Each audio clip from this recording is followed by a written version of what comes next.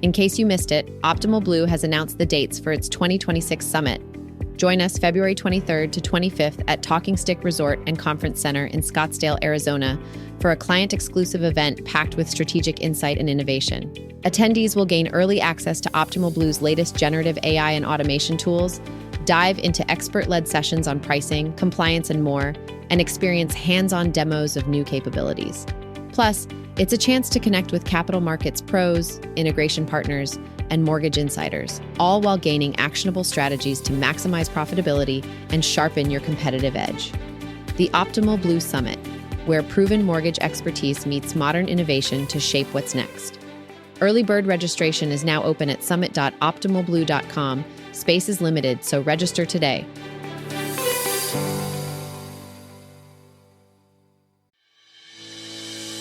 Welcome to Market Advantage, the monthly podcast from Optimal Blue.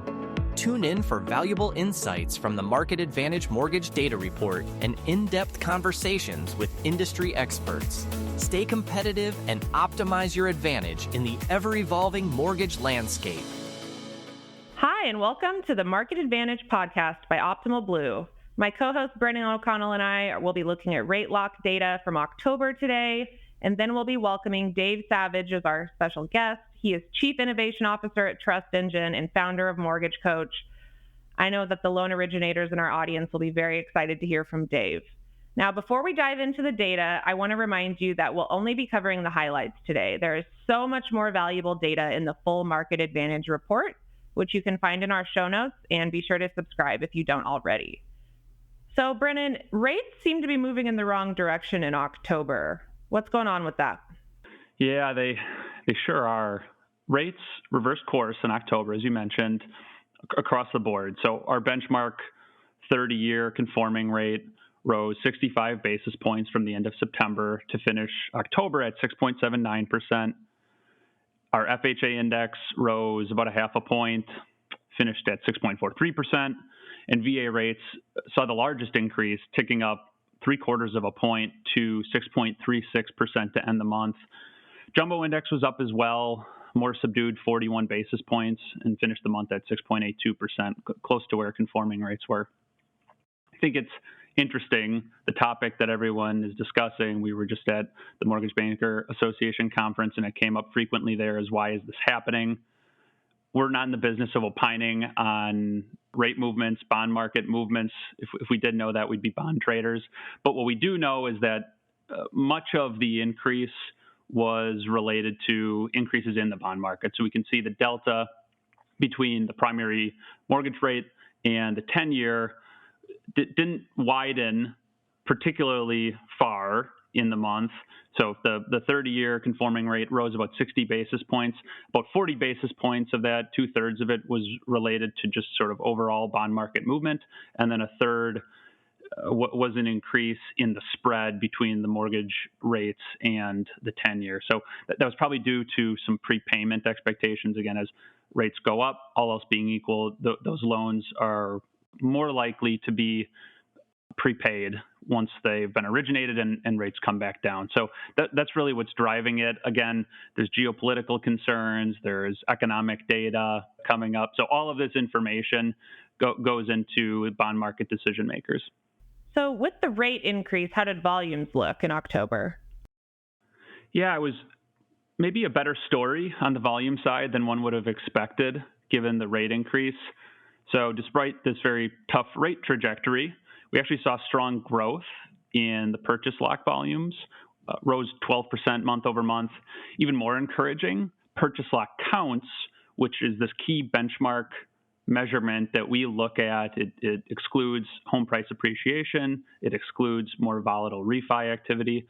That number was up 9% year over year. So that's a trend that has continued. It started in September and continued into October. So actually really encouraging, and an indication that maybe the market, at least the underlying purchase market, has turned the corner a bit. And this rate increase is maybe more of a blip on the radar than a secular trend in terms of how it's impacting origination. As expected, the rate increase did have a muting effect on rate and term refinances. So rate and term volumes were down about 45% month over month, outweighing a small increase in cash outs, which were up 6%. likely done in kind of the front half of the month when rates were still a little bit lower. The total refi share of lock volume that we saw fell to 23%. That's lower than both August and September, but it is higher than any other month we've seen since April of 22. Another interesting production trend or set of trends that we're watching is a mix shift. So both conforming and VA lending lost share in October as production or borrower demand shifted over to non-conforming, which includes jumbo and non-QM, and FHA lending. The conforming share in particular is now at its lowest point since OB began tracking this data back in 2018 at 53% overall. It's an evidence of a shift towards non-QM and Govy loan programs. And FHA share in particular has grown in the current market and primarily as a result of affordability concerns, and now accounts for 1 in 5 locks that we're seeing. Very interesting. So I know another data point we always look at is credit quality. What do we see there in October? Yeah, average credit quality on locked loans dipped for refinance production. I think that's pretty typical when you see the refi volume falling. A lot of times we see credit scores or average credit scores kind of moving in that same direction. So rate and term credit scores were down, falling about 6 points on average, down to 730 overall. And then the other point I just make is that the average loan amount also fell from September to October. It decreased from $383,000 to $380,000. Again, that purchase market, though, showing some strength. Purchase prices, average purchase prices on homes that we're seeing in the lock data rose from $475,000 to $482,000. So again, indication that there's still some strength in that underlying purchase market. Folks are getting used to the new rate environment.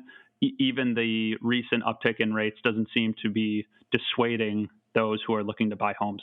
Thanks, Brennan. And just as a reminder, there's much more data available in the full report, and the link to that is in our show notes. Now, before we welcome Dave, our guest, I did want to mention that Optimal Blue will be hosting its inaugural user summit. This will be February 3rd through 5th in San Diego. The whole Optimal Blue team, including Brennan and myself, are so excited for this event. The sessions will be built for everybody across the mortgage life cycle, so highly encourage you to check it out. The link to the website for the event is also in our show notes. And if you like data and market analysis, which is probably why you're here, you'll definitely want to be there. We have a couple of special guests and lots of sessions tailored to data. Yes, Mike Frantantoni is going to be a keynote speaker, the chief economist from the MBA. We just had Joel Kahn on from the MBA. We know the economics group at the Mortgage Bankers Association always does a good job. So really excited to have Mike there in February. Hope to see you all there. All right, it's time to welcome this month's guest. We have Dave Savage, Chief Innovation Officer at Trust Engine and founder of Mortgage Coach. He's well known for empowering originators to provide financial counsel to borrowers. He's a strong proponent of strengthening financial literacy in the mortgage shopping process.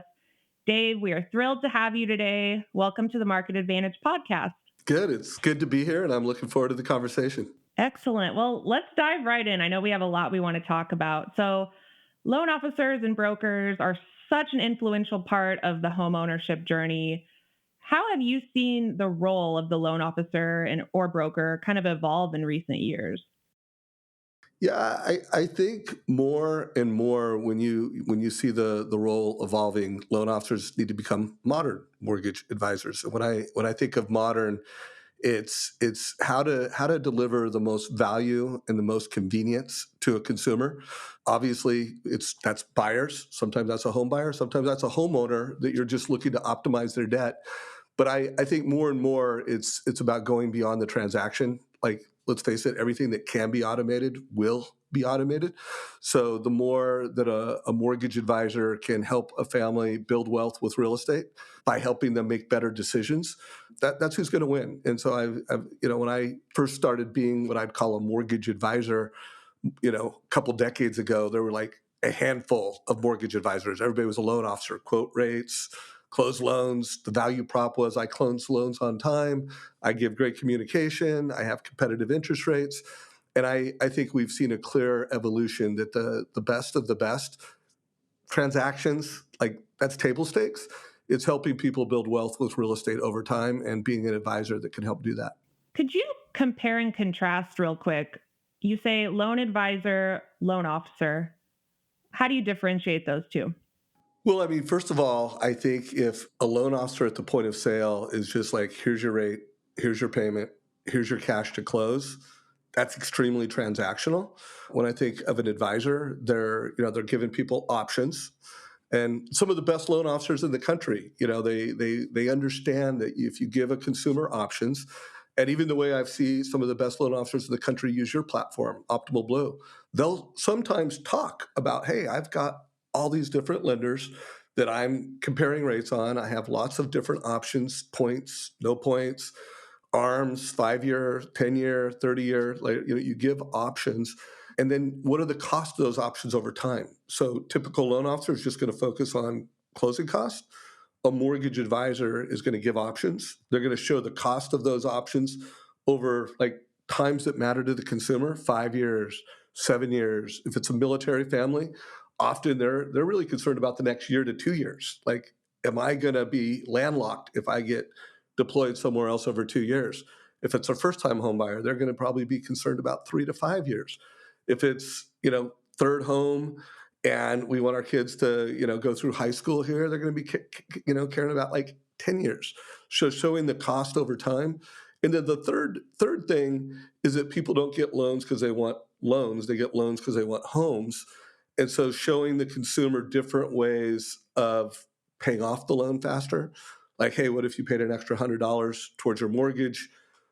What would that look like in terms of reducing your overall interest cost? What if you took that $100 and invested it? What would be better for you? So, I mean, the loan officer is transactional and it's all about closing the loan on time. And the advisor is more like, what does this mean to you over 3 years, 5 years, 15 years? They're looking more long term for the consumer.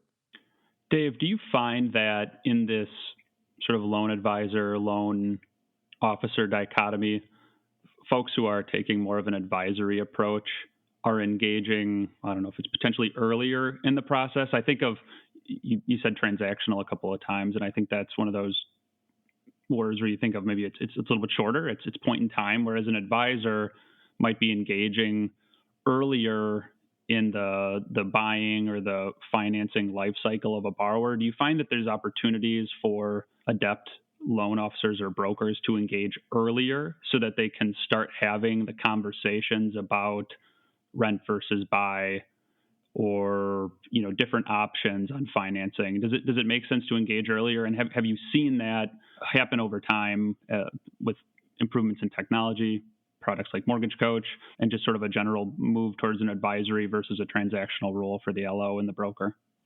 Yeah, absolutely. I mean, it absolutely makes sense. You're seeing many of the top 1%, what I would call modern mortgage advisors, not only get ahead of this and get to the consumer first, primarily, managing a database, making sure that you're as predictive and proactive with that database as possible. Anytime you can help a consumer save money through reorganizing their debt or restructuring their debt, or anytime you can help the consumer build wealth with real estate faster. And I would say, I'm also the founder of First Home IQ. We're starting to see loan officers go beyond just helping consumers when they're ready to buy a home.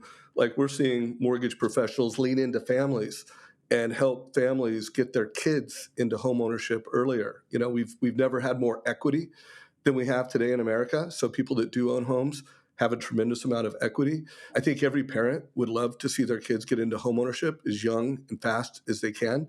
So I'm seeing a lot of what I would call modern mortgage advisors educate your database, how to make smarter mortgage decisions that help you build wealth faster and go beyond just home buying age. Let's make sure that kids by the age of 21, they understand how home appreciation rate works. They understand by the age of 18, they're going to be signing student loans and being targeted by credit card companies. They should understand how credit works and how credit score is going to impact your life. So yes, it's a good idea. And yes, I'm seeing a lot of very successful people run that playbook. It's almost financial advisory, right? It sort of goes beyond the mortgage. And to that end, do you feel that loan advisors have, the modern loan advisor, have found opportunities as well to get more engaged with other advisors? So that the obvious one is the real estate agent.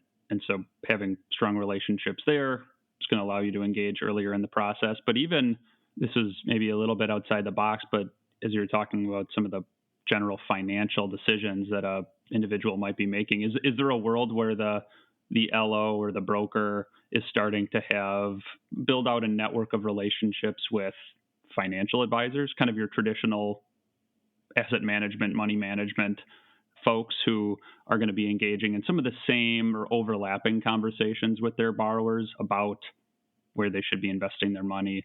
When is the right time to buy a home? When is the right time to upgrade their home or refinance their home?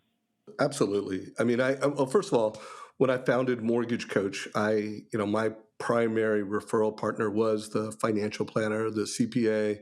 I teach loan officers and I advocate for mortgage professionals is be the captain of the wealth team.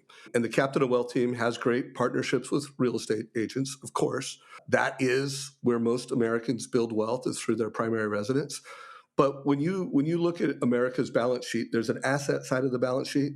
And let's face it, like the majority of Americans don't have enough money in equities and stocks and bonds to have a financial planner. But yet there's over 330,000 financial planners in America helping manage the asset side of the balance sheet. There's like over 1 million insurance agents. There's hundreds of thousands of CPAs. So the asset side of the balance sheet is well staffed in America. There's a lot of advisors to do it. The liability side of the balance sheet in America, which is, what is it, like 13 trillion in mortgage debt, over 5 trillion in consumer debt. Student loans have never been higher, credit card debt, and all this debt's never been higher, and equity in homes. So, and I don't know exactly how many loan officers there are today, but I know there's about 100,000 less loan officers. So to me, the loan officer of the future understands, like, I'm the captain of the wealth team. I've got strategic relationships with CPAs, financial planners.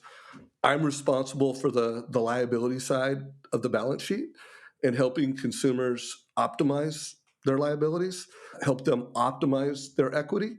And I do believe that the loan officers that strategically have that mindset and then they have those skills will absolutely take market share from loan officers that are just playing I quote rates, I close loans on time, I keep my promises. Like, that can be automated. That, and everything that can be automated will be automated. Right. We want to make this as actionable as possible for our listeners. Do you have any specific examples of ways that folks who are originating loans could go out and start building some of those relationships? There's obviously, you can look up the local CPAs and financial advisors and real estate agents, but is there any networks or any best practices that you see from your clients that you'd suggest for our listeners they should look into if they wanted to start down this path? Well, I mean, I'll share some free resources for everyone to do. So first of all, I mean, I interview top producing loan officers that are modern mortgage advisors on our YouTube channel. So you should absolutely follow our YouTube channel. We've got a playlist. I think I've got a playlist called Captain of the Wealth Team. There's a playlist to how to get business from financial advisors. When I was in the early days of founding Mortgage Coach, I wrote a ebook that's called The Art of Referral. And so if you Googled Art of Referral, Dave Savage, there's a little playbook on how to get business from CPAs and financial planners. There's an assessment at modernmortgageiq.com where you can take a 5-minute kind of free assessment as to, you a loan officer? Are you a modern mortgage advisor? So those are all free resources. But I think at the end of the day, if you are a loan officer and you are not leaning in to technology, I'm not saying everybody needs to be, an Instagram personality, but you should be intentional about your digital personal brand. And when someone Googles you, do you look like a pro? Do you look like someone who has a niche and that has a lot of social proof that you deliver value, check. If you don't, you're going to lose market share to mortgage professionals that don't. But those are some free resources that I would recommend people check out. We'll have to make sure we include links to those resources in our show notes so that our listeners can find them easily. Dave, I kind of wanted to double down on your talk about social media and personal branding, which I think is so important for really every professional in today's world, but especially somebody like a loan officer or a broker who's really striving for those relationships. Do you have any quick tips? How do they achieve those things that you just mentioned?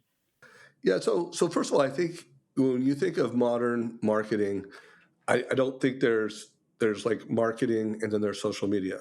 I think, like the modern marketing mix is email, it is text, it is LinkedIn, it is Facebook, it is Instagram. Like they're all one. And then, when it comes to video, I think a lot of people, when they think of video, they think, oh, I have to be that personality on Instagram, which, by the way, it's a great strategy. And you're seeing a lot of the top 1% mortgage professionals be valuable with video on social media. And that's what I always tell people, just be valuable. You don't, if you can just like, obviously I'm a big fan of YouTube, and think of the questions that consumers have and have valuable video on YouTube. But let's just call that advanced. Like and that may be too much for someone, but guys, like I don't know what an Android phone is like, but I've got an Apple phone, and now when I text people, it is just as easy for me to do an audio note. So like where I can like talk to someone, they can hear my voice and I can connect. It's just as easy to do a text video. Like it's really easy to video. So I would just push everyone that when you think of modern marketing and you think of personal brand, start like the little things like riding the bike with wheels or using the audio memo, using the video. You met with a realtor or CPA or financial planner, and put your phone. You don't need a fancy light. You put your phone against the wall and just, hey, it was really nice meeting with you. Thank you for taking time to meet with me. I interview top producing loan officers that when they meet with someone and they have a little 10 to 20-minute discovery call with someone, they put a text video to the consumer telling them how to easily and effectively do business with me. Yeah, just click on the link down below, fill out the questionnaire. I've put another link. By the way, if you're not using links, that's a clue that you're not an optimized mortgage professional.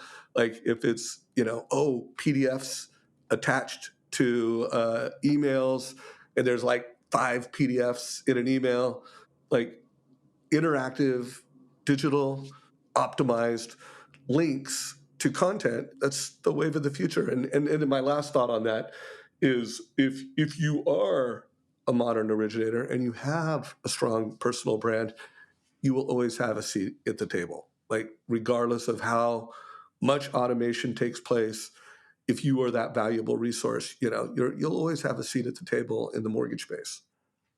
Well said. So, given our focus on data at Optimal Blue, I think, one thing we were really interested in chatting with you about is how are you seeing loan officers and brokers using data to do their jobs more effectively, especially in terms of being that trusted advisor to borrowers? Yeah, well, there's a number of ways in which I see data being used effectively in the industry, and some that we're very passionate about. First of all, using data to deliver a great presentation to help a consumer make a better decision. So taking Optimal Blue pricing data and then giving people options, showing the cost of those options over time, showing different ways of becoming debt-free or building your net worth with real estate. So how data is displayed beyond just simple transactional levels, I think is really smart. I'm a big fan of how you guys have used data, and now you have the Optimal Blue Mortgage Market Index.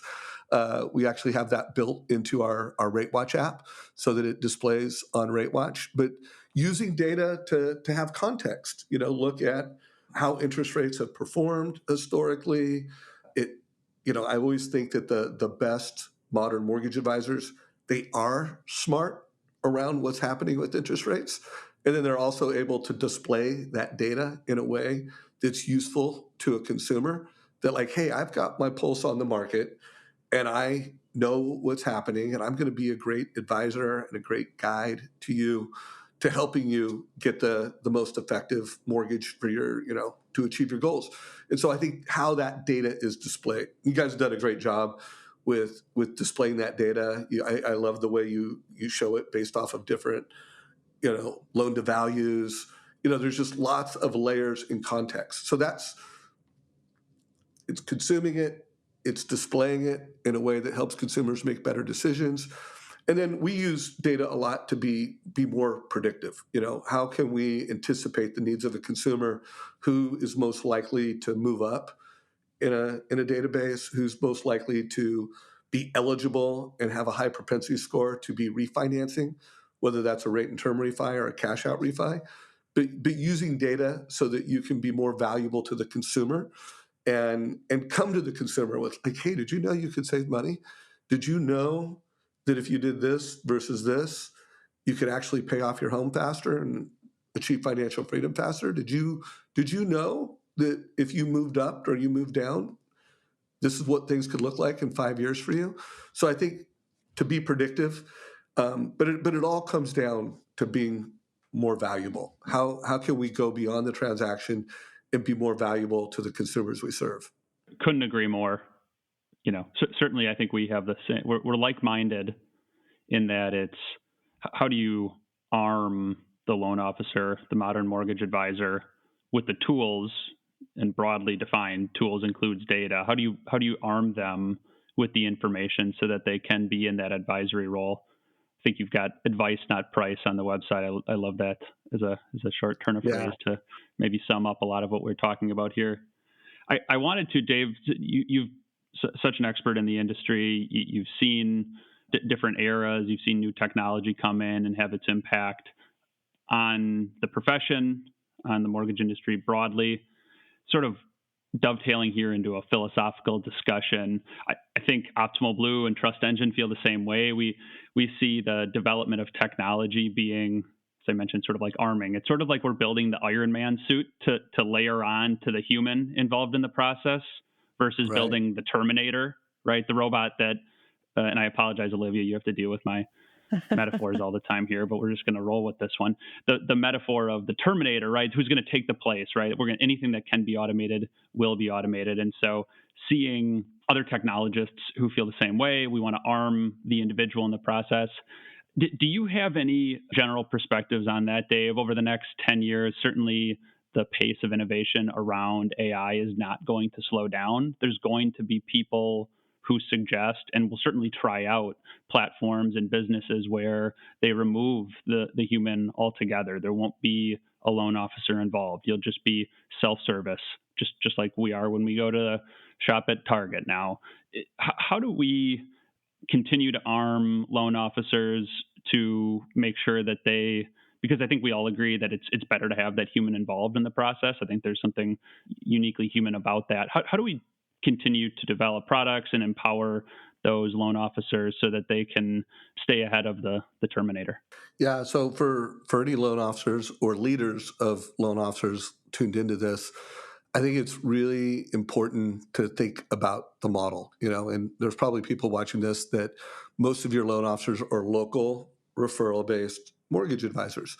And so I think it's super important that they leverage that local value and that consumer value. So I mean, every consumer, like I said, they want to build wealth with real estate, and being a homeowner is still the American dream, but the ultimate American dream is financial freedom with home ownership.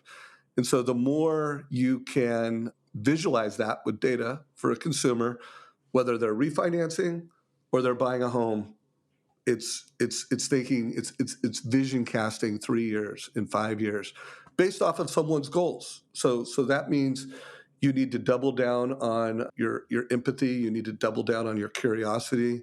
You need to double down on that emotional IQ and understand someone's goals and what matters to them, and then map that. Like if you're local, localize that.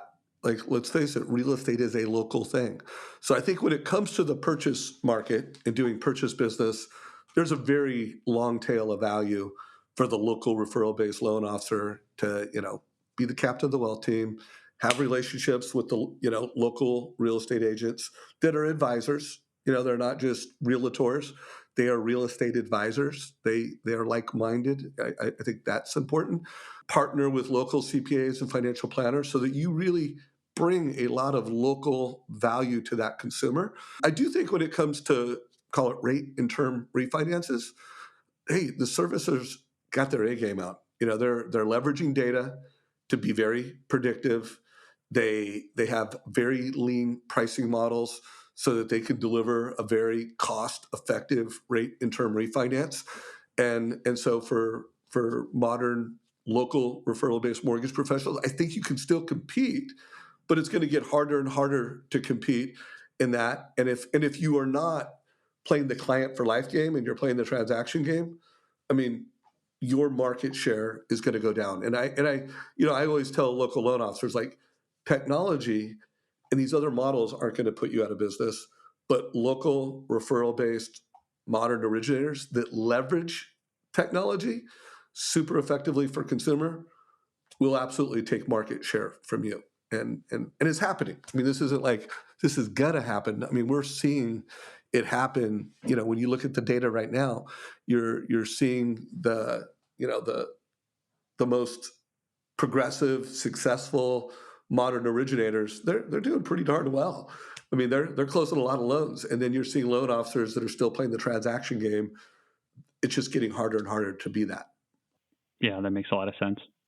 So I think I heard two really big takeaways there. Embrace technology and always aim to be helpful and useful to that end borrower. Yeah. Boom. I think that has been the theme throughout this conversation, Dave. And while I'm sure we could talk to you much longer, we won't take all of your day. So with that, I would like to wrap up by posing a bonus question. So as you may know, Dave, our mission at Optimal Blue is to help lenders maximize their profitability on every loan transaction so they can help more borrowers achieve homeownership. So with that, in your opinion, what is one thing lenders should be doing today to maximize their profitability? Yeah, so I mean the data is just so clear on this. Like the tip of the spear for lenders and where profitability starts is that conversation at the point of sale. And when that conversation at the point of sale gets into the real goals of the family, and when something other than a fee worksheet, like here's your rate, here's your payment, here's your cash to close, but when you really show a presentation of value where you're showing options, you're showing the cost over time, it's more profitable. I mean, we've had lots of lots of lenders do an analysis where it's like people that obviously I'm with Mortgage Coach, so they can see the loan officers that are delivering Mortgage Coach to all their credit reports, and the lowest increase in profitability I've ever seen was a 9% increase in conversion and 6 basis points more in gross margin. And the most I've seen from NFM lending was 10% increase in conversion and like 64 basis points more profitable. So I can't emphasize enough for both loan officers, managers, how that optimal blue price is delivered at the point of sale. It matters. And it all really just comes down to training and leadership. So I'm always pushing, anybody listening to this, you're a head of production, you're on that. The MVP is your producing managers. Producing branch managers is where the change takes place. So I'm always like pushing, like if you could get your producing branch managers to lead by example and then get your producing branch managers to start delivering beautiful, accurate, compliant, optimal blue pricing, but deliver that where it's highly localized, highly personalized, and it's helping the family make a better lifetime decision. Guys, profitability is waiting for you. You could be having higher conversion rates and you could be having higher gross margins. Like the data is the data. Excellent. Dave, thank you so much for joining us today. And thank you everybody for tuning in to the Market Advantage podcast by Optimal Blue. Look for our next episode on December 10th, where we'll examine November's rate lock activity and welcome another engaging guest conversation. Thanks and take care. Thanks a lot, Dave. Take care, everybody.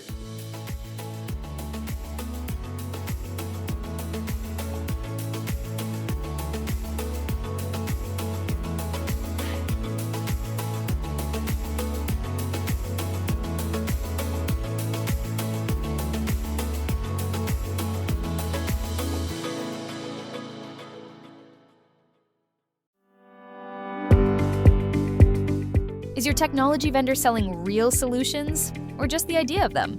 Too often, companies pitch big returns, offer free trials, and promise seamless automation, only to reveal during implementation that the tech doesn't actually exist. At Optimal Blue, we take a different approach. Our AI-powered automation is already live, already delivering, and already saving lenders real dollars. We show you exactly where the ROI comes from and how it reduces risk. No vague timelines, just proven technology that's working in production today. AI at Optimal Blue isn't just about delivering software. It's about empowering lenders to make smarter decisions, operate more efficiently, and stay ahead of the curve. Built around real capital markets challenges, informed by direct engagement with thousands of clients, and focused on delivering measurable value at no additional cost to clients. While others talk about AI, we're delivering it. Innovation that delivers for your bottom line. Learn more at optimalblue.com.